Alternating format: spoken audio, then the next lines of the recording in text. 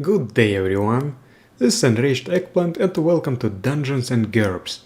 In this video I will give a short overview of the various magic systems in GURPS and talk about which one I prefer for my D&D adaptation and why.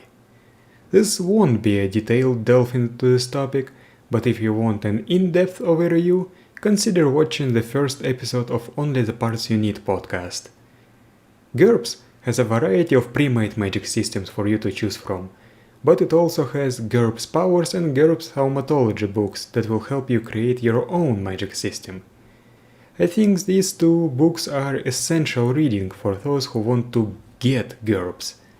That aside, let's start with basic magic, also known as vanilla magic or magic as skills. This is a system that you can find in the GURPS basic set in its short form and in GURPS Magic in its proper form. Each spell is a skill, and spells have a prerequisite tree. Spells generally are balanced by their casting times and costs. In short, here are the pros and cons of it in regards to D&D adaptation. It's likely to be known by players as it is the default system from the GURPS basic set. A lot of support in published supplements. It's likely to be simple to grasp for new players coming from other fantasy RPG systems.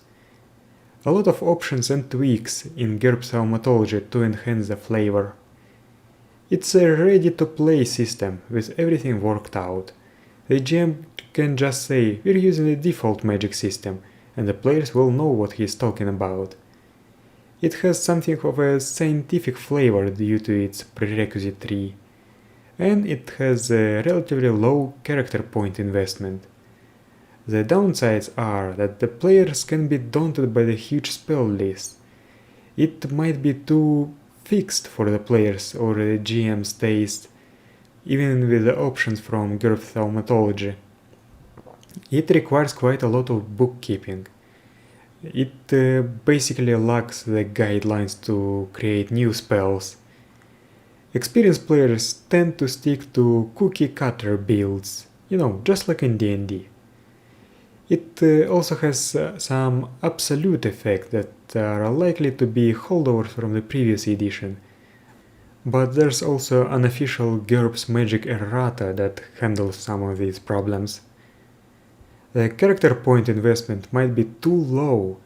Spell costs are in no way consistent with the advantages and disadvantages as they use different frameworks. The most well-known example is probably Great Haste, that you can use to basically give everyone in your party alternate time rate 1 that usually costs 100 points, and here it will cost you like 15 or so. So in my experience, it kind of upsets the game balance, and players coming from D&D spellcaster supremacy will be sad to see GURPS caster supremacy. I tried using magic as skills for D&D style games and it did not really work out well. Personally, I like the feel of this system. I really have a soft spot for it, but my experience has shown me that it's better to use something else. The next one is Ritual Path Magic, or RPM in short, and Incantation Magic, that is a variant of the former. I'll clump them up together because they are derived from the same chapter of GURPS Thaumatology and work very similarly. In short, you have path skills and several effects. To cast a spell, you combine paths and effects. For example, a spell that destroys weapons might be a combination of the destroy effect and the matter path, thus it is a destroy matter spell. Then you either accumulate energy over time or make a casting roll at a penalty depending on which system you are using, and the spell is done. It's actually much more involved than that, but the details are outside of the scope of this video. And here are the pros and cons.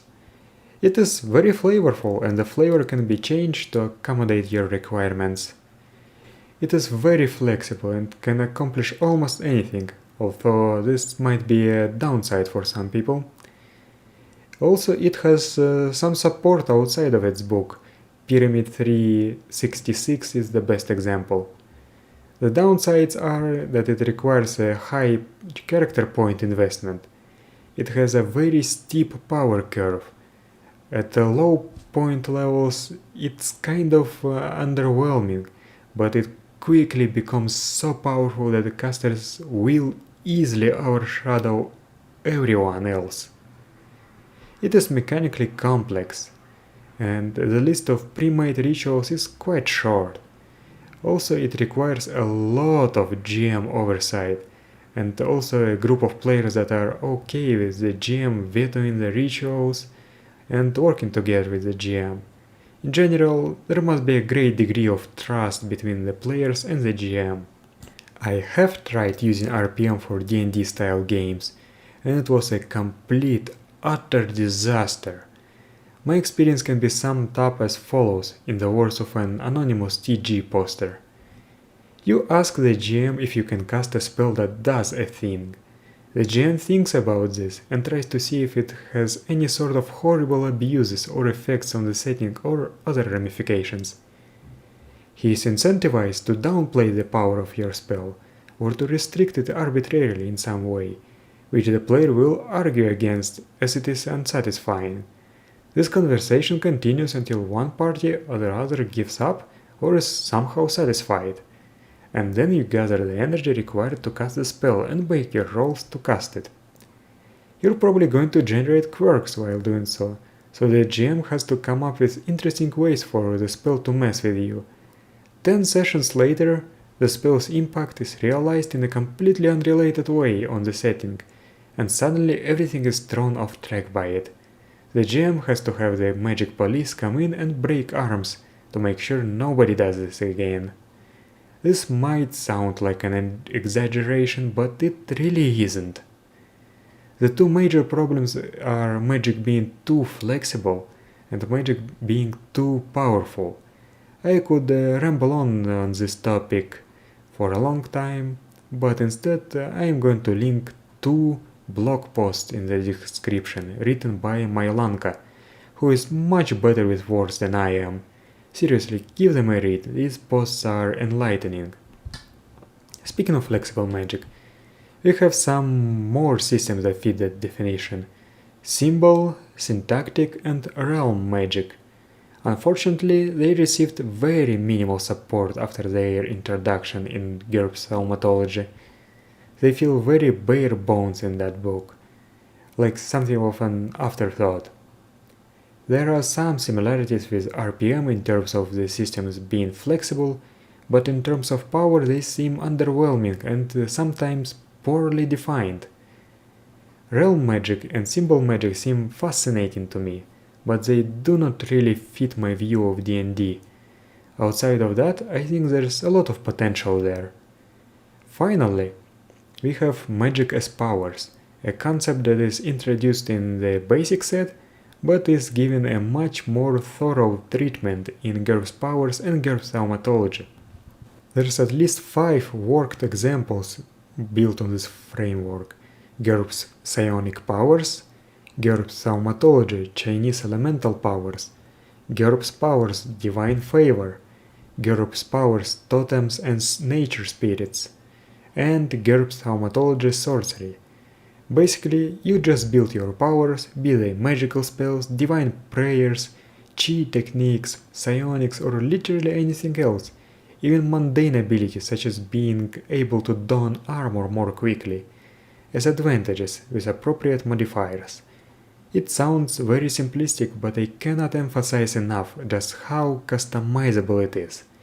You can do anything, and have dozens of spellcasting traditions made using this framework that still feel very distinct from each other. Also, since it uses the existing advantage framework that every character uses, it preserves the internal balance.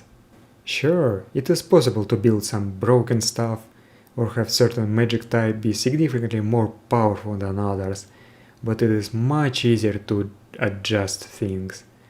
I highly recommend reading the entirety of Gerbs Powers, not just the advantage section, because there's a lot of material on how to build powers, how to run games with powers, how to customize powers. In my experience, this is the best magic system for D&D adaptations, as it is infinitely customizable, internally balanced, and makes spellcaster supremacy much less prevalent or even non-existent. The downside is that it does require some degree of system mastery to get things right, but it comes with experience, so don't worry too much about it. And that's it for this video. Thank you for watching and see you in the next one.